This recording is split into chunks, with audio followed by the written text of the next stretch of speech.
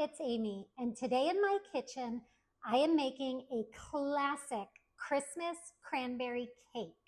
Now, this is a super moist, buttery cake with hints of vanilla, hints of almond, and it is bursting with fresh, juicy cranberries.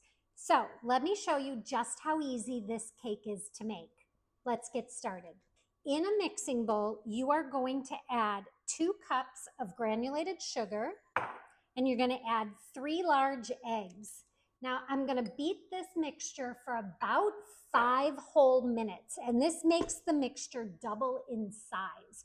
So if you have a hand mixer, your arm's going to get a little tired. If you have an electric mixer like this, you're golden. Okay, let's get that started. Okay, that looks so good. To this, we're going to add 3/4 cup of softened butter. And we're also going to add in about 1/2 teaspoon of vanilla, 1/2 teaspoon of almond extract. And this is where that hint of almond comes in. Oh, I love almond extract in my desserts.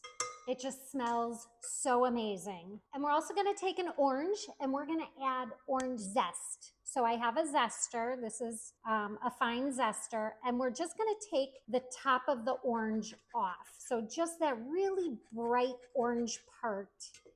We don't want to get very deep because then it gets bitter. So just that top orange coming off into our cake. And it's really going to burst this cake with so much fresh flavor. You won't really taste a lot of orange, but that hint of citrus will definitely be there. Okay, as you can see, I've taken off most of that bumpy outer layer of the orange. And now we're going to beat this mixture with the butter for about 3 or 4 minutes. You may need to scrape down the sides of the bowl. Okay.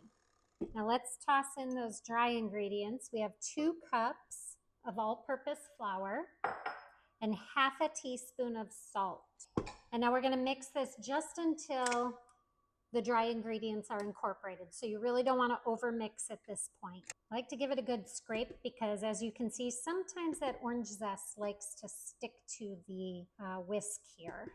And now we're going to pour in about 2.5 cups of fresh cranberries. If you've ever bought fresh cranberries, they're just kind of hard.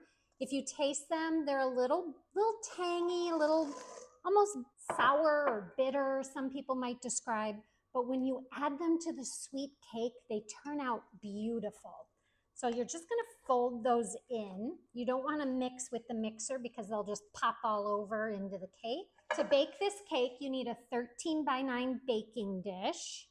And I'm going to spray it with baking spray. This has the flour already in it, but you can also use just like a Crisco or a lard and sprinkle some flour over it. Now we're going to pour our cake batter in there. Now, because of the cranberries, it's pretty thick. Oh, it smells so good, you guys. I wish you were here and you can have a slice of this cake with me today. But I'm just going to have to settle for you guys making it at home yourself and leaving me a comment on this video, letting me know what you think of this delicious holiday cake. Spread that batter into the pan, and you want to spread it evenly as much as possible. I know it's hard with cranberries stuffed all in there, but this way your cake will bake more evenly. Some people like to put a sprinkle of sanding sugar over the top. I think it's lovely. I don't have any with me right now, so I'm not going to do that, but it is a delicious and beautiful presentation when you've got that sparkly sugar. Okay, this is going to go in a 350 oven for about 45 minutes. I'll be back. Look at that beautiful cake, you guys. This is perfect for a Christmas morning breakfast, or if you have a brunch, or even if you're just looking for something a little different for dessert. Just going to check the edges. It looks like our baking spray did a good job. Sometimes those juicy cranberries will burst and stick, so just keep your eye out for that. We're going to take a nice slice here. Oh, look how pretty. So fragrant. I can smell a little of the almond and a little of the orange. Enjoy. So good. Happy holidays.